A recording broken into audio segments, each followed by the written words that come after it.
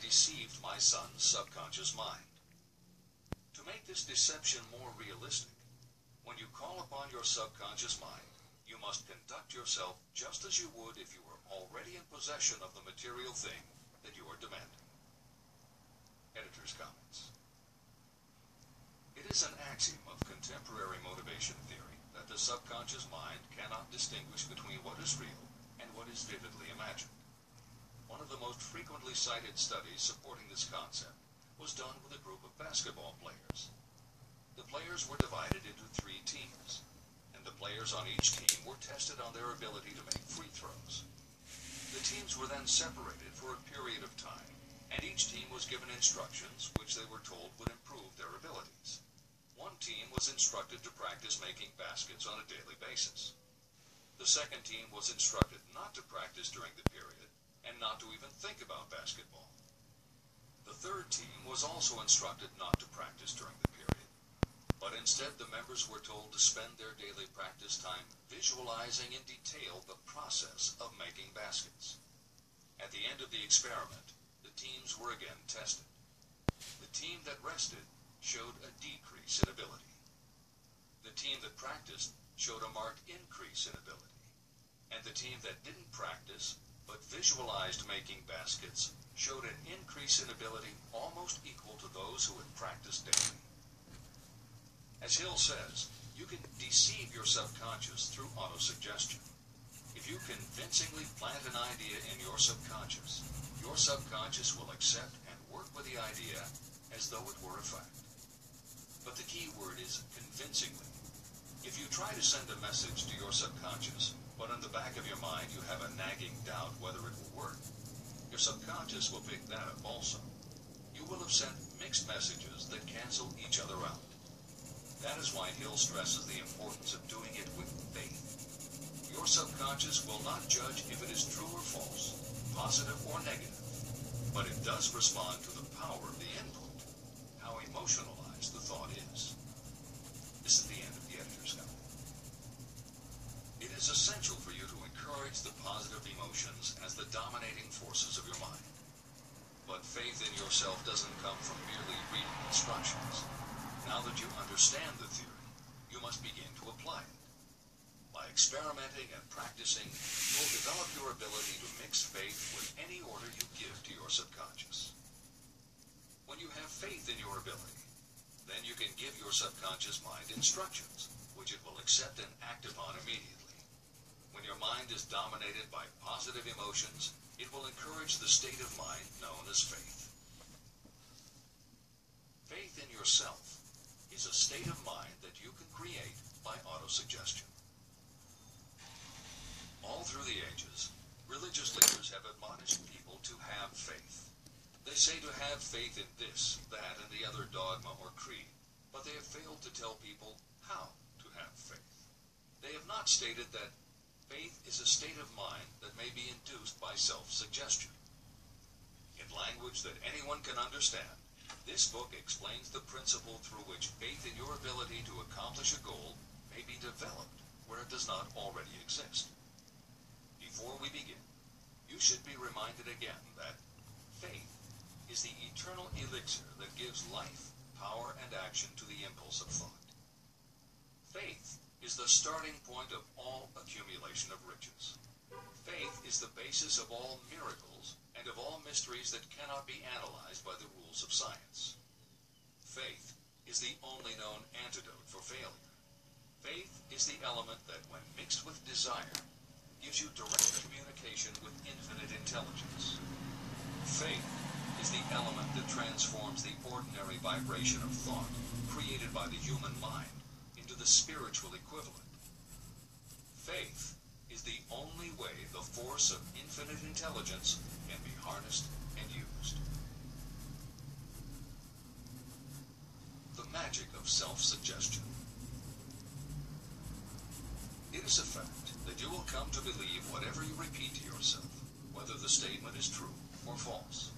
If you repeat a lie over and over, you will eventually accept that lie as truth. Moreover, you will believe it to be the truth. You are what you are because of the dominating thoughts that you permit to occupy your mind. deliberately place in your own mind and encourage with sympathy, and with which you mix any one or more of the emotions, constitute the motivating forces that direct and control your every movement, act, and deed. The following sentence is a very significant statement of truth. Thoughts that are mixed with any of the feelings of emotions become like a magnetic force, which attracts other similar or related thoughts. A thought that is magnetized with one of the emotions may be compared to a seed. When it is planted in fertile soil, it germinates, grows, and multiplies itself over and over again. What was originally one small seed becomes countless millions of seeds of the same kind. The human mind is constantly attracting vibrations that are in sync with whatever dominates the mind. Any thought, idea, plan, or purpose that you hold in your mind attracts a host of its relatives. Add these relatives to its own force, and it grows until it becomes the prime motivator of the person in whose mind it has been housed. Now, let us go back to the starting point. How can the original seed of an idea, plan, or purpose be planted in the mind? The answer? Any idea, plan, or purpose may be placed in the mind through repetition of thought. This is why you are asked to write out a statement of your major purpose or definite chief aim. Commit it to memory and repeat it out loud, day after day, until these vibrations of sound have reached your subconscious mind. You are what you are because of the dominating thoughts that you permit to occupy your mind. If you choose to, you can throw off any bad influences from your past and build your own life the way you want it to be. For instance, by taking inventory of your mental assets and liabilities, you might discover that your greatest weakness is lack of self-confidence. This can be overcome and translated into courage through the principle of auto-suggestion. You can do this by writing out a set of simply stated positive thought impulses, memorizing them, and repeating them until they become a part of the working equipment of your subconscious mind. The following is an example for someone whose definite purpose is to overcome a lack of self-confidence. Self-confidence formula. 1. I know that I have the ability to achieve the object of my definite purpose in life. Therefore, I demand of myself persistent, continuous action toward its attainment, and I here and now promise to render such action. 2. I realize that dominating thoughts of my mind will eventually reproduce themselves in outward physical action, and gradually transform themselves into physical reality. Therefore, I will concentrate my thoughts for 30 minutes each day, visualizing the person I intend to become. In this way, I will create in my mind a clear mental picture. 3. I know, through the principle of autosuggestion, that any desire I persistently hold in my mind will eventually find some practical means of attaining my objective. Therefore, I will devote 10 minutes daily to demanding of myself the development of self-confidence. 4. I have clearly written down a description of my definite chief aim in life, and I will never stop trying until I have developed sufficient self-confidence for its attainment. 5. I fully realize that no wealth or position can last unless it is built upon truth and justice. Therefore, I will engage in no transaction that does not benefit all whom it affects. I will succeed by attracting to myself the forces I wish to use and the cooperation of others. I will persuade others to help me because of my willingness to help others. I will eliminate hatred, envy, jealousy, selfishness, and cynicism by developing love for all humanity, because I know that a negative attitude toward others can never bring me success. I will cause others to believe in me because I will believe in them and in myself. I will sign my name to this formula, commit it to memory, and repeat it aloud once a day, with full faith that it will gradually influence my thoughts and actions, so that I will become a self-reliant and successful person. Behind this formula is a law of nature that psychologists call autosuggestion or self-suggestion. It is a proven technique that will work for your success if it is used constructively. On the other hand, if used destructively, it will destroy just as readily. In this statement may be found a very significant truth, namely that those who go down in defeat and end their lives in poverty, misery, and distress do so because of negative application of the principle of autosuggestion. All impulses of thought have a tendency to clothe themselves in their physical equivalent. The disaster of negative thinking. The subconscious mind makes no distinction between constructive and destructive thought impulses. It works with the material we feed it through our thought impulses. The subconscious mind will translate into reality a thought driven by fear just as readily as it will translate into reality a thought driven by courage or faith. Just as electricity will turn the wheels of industry and render useful service if used constructively, it will snuff out life if wrongly used. So too will the law of autosuggestion lead you to peace and prosperity, or down into the valley of misery, failure, and death. It depends on your degree of understanding and application of it.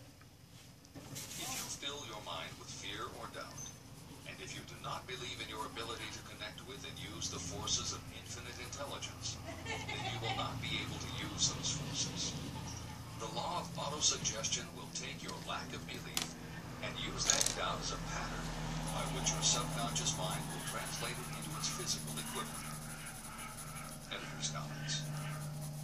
When you have faith in your ability to accomplish what you want, it not only firmly plants ideas in your subconscious, but it then works to reinforce itself.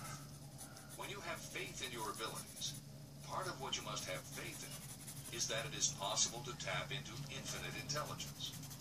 And because you have faith that it will work, your conscious mind won't be resistant. When your conscious doesn't resist, your subconscious mind can send creative ideas to your conscious mind more easily. Then, the more you see the power working in your life, the easier it is for you to act on faith the next time. Will it work for you? You will never know unless you relax your resistance and just have faith that it will. This is the end of the editor's comment. Like the wind that carries one ship east and another west, the law of autosuggestion will lift you up or pull you down according to the way you set your sails of thought. The law of autosuggestion, through which any person may rise to altitudes of achievement that stagger the imagination, is well described in the following verse. Observe the words that have been emphasized, and you will catch the deep meaning that the poet had in mind. If you think you are beaten, you are. If you think you dare not, you don't. If you like to win, but you think you can't, it is almost certain you won't. If you think you'll lose, you're lost. For out in the world we find, success begins with a fellow's will. It's all in the state of mind. If you think you are outclassed, you are. You've got to think high to rise. You've got to be sure of yourself before you can ever win a prize. Life's battles don't always go to the stronger or faster man, but soon or late the man who wins is the man who thinks he can. Editor's comments. As noted at the beginning of this chapter, the way in which Napoleon Hill uses the word faith is meant to have no religious connotation. However, it would be impossible for Hill to write this chapter without acknowledging the power of religious faith. Therefore, in the following two paragraphs, when Hill discusses Jesus Christ and Mahatma Gandhi as exemplifying the power of faith, he is referring to their personal faith, the absolute trust in his beliefs that Jesus exhibited, and Gandhi's total conviction and confidence in his cause. In this way, they perfectly exemplify thought impulse mixed with faith. This is the end of the editor's comment. If you wish evidence of the power of faith, study the achievements of men and women who have employed it. At the head of the list comes the Nazarene. The basis of Christianity is faith, no matter how many people may have perverted or misinterpreted the meaning of this great force. The sum and substance of the teachings and the achievements of Christ, which may have been interpreted as miracles, were nothing more nor less if there are any such phenomena as miracles, they are produced only through the state of mind known as faith. Consider Mahatma Gandhi today.